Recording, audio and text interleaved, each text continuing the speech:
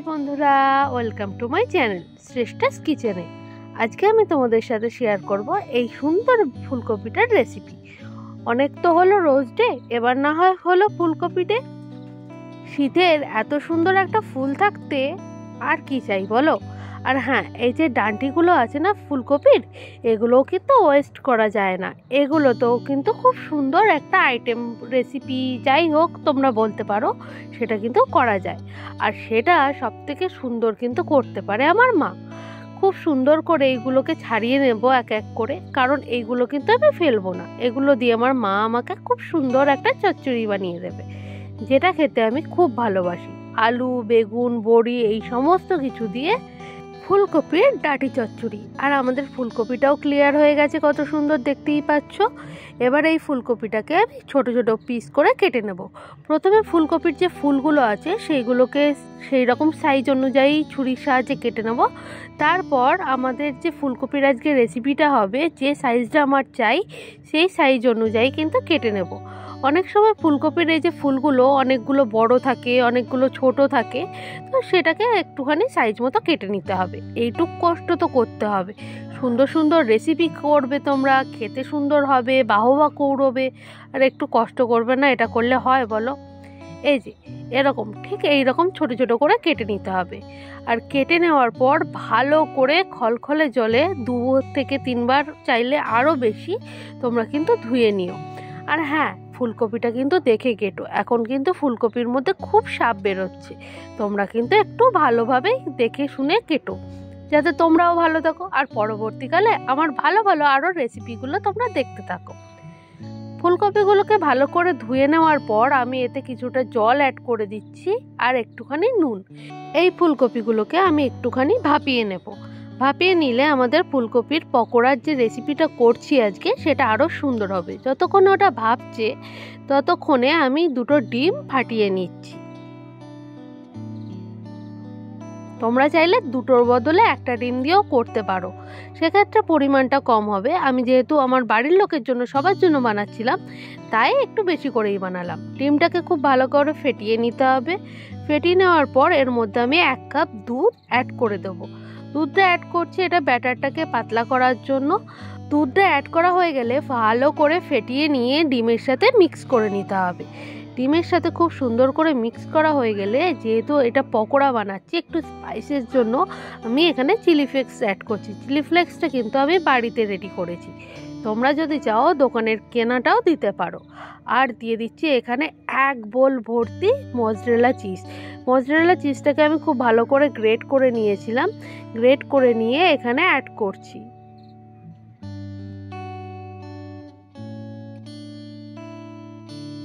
এবার 1 কাপ ময়দা আর কর্নফ্লাওয়ারের মিক্সটা আমি এখানে অ্যাড করে দিচ্ছি। এখানে ময়দা আছে 1/2 কাপ আর কর্নফ্লাওয়ার আছে আর একটুখানি বেশি, মানে 1/2 কাপের থেকে একটুখানি কম কিন্তু একটুখানি বেশি।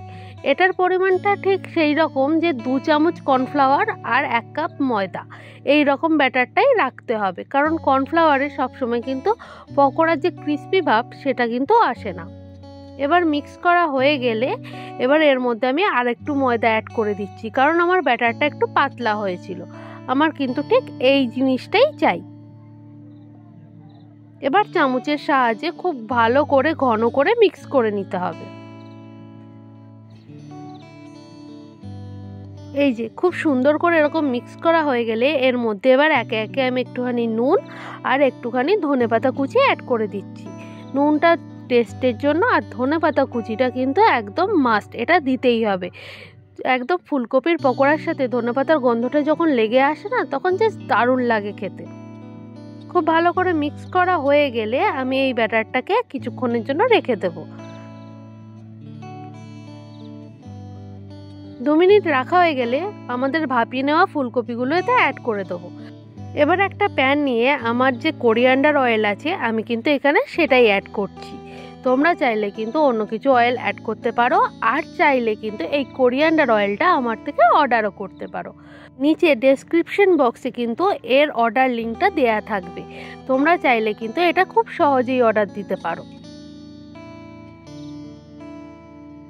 যেহেতু আমরা পকোড়া বানাচ্ছি সেই জন্য অয়েলটা একটু বেশিই নিচ্ছি। আর এখানে কিন্তু আগেই বলেছি কোরিয়ান্ডার অয়েল কিন্তু হার্টের ক্ষেত্রেও ভালো, প্লাস থাইরয়েডের ক্ষেত্রেও ভালো। এবার একে একে ফুলকপিগুলোকে ব্যাটারের সঙ্গে চুবিয়ে নিয়ে আমি তেলের মধ্যে ছেড়ে দেব।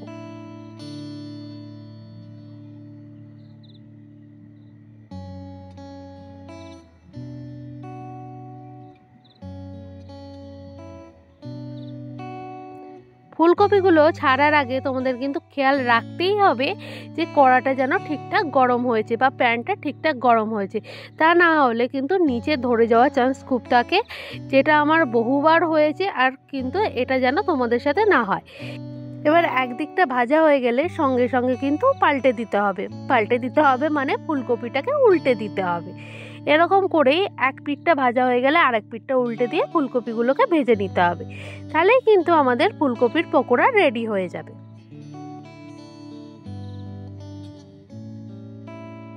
আর যেহেতু ফুলকপিগুলো ভাপিয়ে নিয়েছি, সেই জন্য যে তাড়াতাড়ি ভাজা হয়ে যাবে বা লাল হয়ে যাচ্ছে, ফুলকপি সেদ্ধ হবে না, সেটার টেনশনও থাকবে না।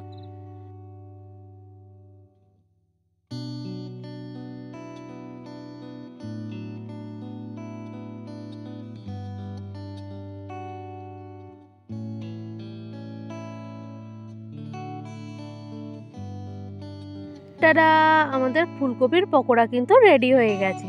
এবার সুন্দর একটা চাটনির সাহায্যে বা চাটনির সাথে তোমরা কিন্তু এই গরম গরম পকোড়াটা ট্রাই করতে পারো। আমার তো বেশ লেগেছে। আর আমি কি চাটনি ইউজ করেছিলাম? আমি করেছিলাম টমেটোর সালসা। তোমরা যদি চাও সেই রেসিপিটাও আমি পরের ভিডিওতে অ্যাড করব। আর এই পকোড়াগুলো কিন্তু খেতে খুব সুন্দর হয়েছিল। তোমরা কিন্তু অবশ্যই অবশ্যই অবশ্যই ট্রাই করো। আর আমার আজকের ভিডিওতে কি কি দিয়েছি সেটাও একবার দেখে নাও। আর আমার আজকের ভিডিওটা ভালো লেগে থাকলে তাহলে অবশ্যই লাইক, শেয়ার অ্যান্ড সাবস্ক্রাইব করে দেবেন। Thank you.